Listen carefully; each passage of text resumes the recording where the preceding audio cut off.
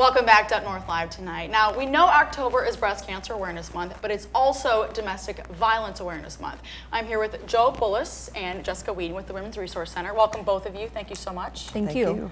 First of all, Joe, you've been with the Women's Resource Center for a while. I have been. Can you tell our viewers a little bit what exactly you guys do for women and their families?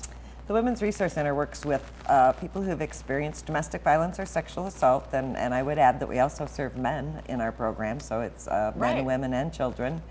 And we provide everything from emergency crisis intervention, sometimes at hospitals, sometimes via our 24-hour crisis line and our emergency shelter, to longer-term housing with assistance with educational funds if people need some job skills and things to help them work towards self-sufficiency later. And this is 24 hours a day, 7 days a week, 365 days a year. Yes, all the time you guys are there. Yes, we are. Now, Jessica, you volunteer with the Women's Resource Center. Yes. What got you to decide to spend your time and give your time? Well, I went through a personal experience. A good friend of mine was a victim of domestic violence earlier this year. So a group of our friends, once we found out about the relationship, because she didn't tell us. I was going to say, did you suspect, or? We had no idea, and it went on for many scary. months. Yep, and finally it got to the point where she was put in the hospital, and that's how we found out.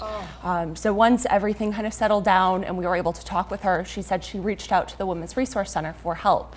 So our group of friends reached out to the Women's Resource Center to say, how can we help you? You helped our friend. Right. We want to help you. So that's kind of how we came up with this event, the 5K Hands Are Not for Hurting event. Yeah, it's called Hands Are Not for Hurting. Can you tell us a little bit about the event?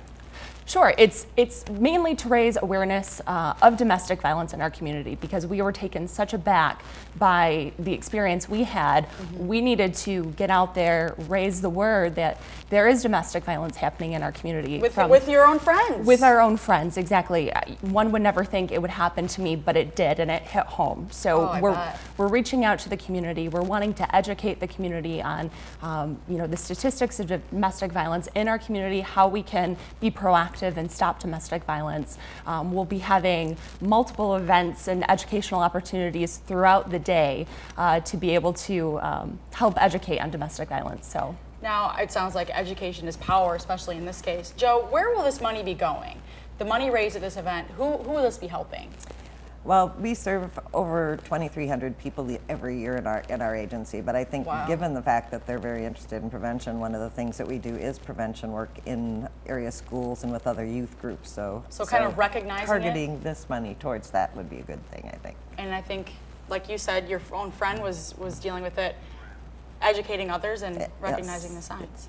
Thank you guys both so much. Great, thank you. I think it's great what you do over Women's Resource Center. Wonderful, thanks. Thank you. If you'd like to attend the Hands Are Not for Hurting 5K Run and Walk for the Women's Resource Center, again, it will be this Saturday, October 22nd.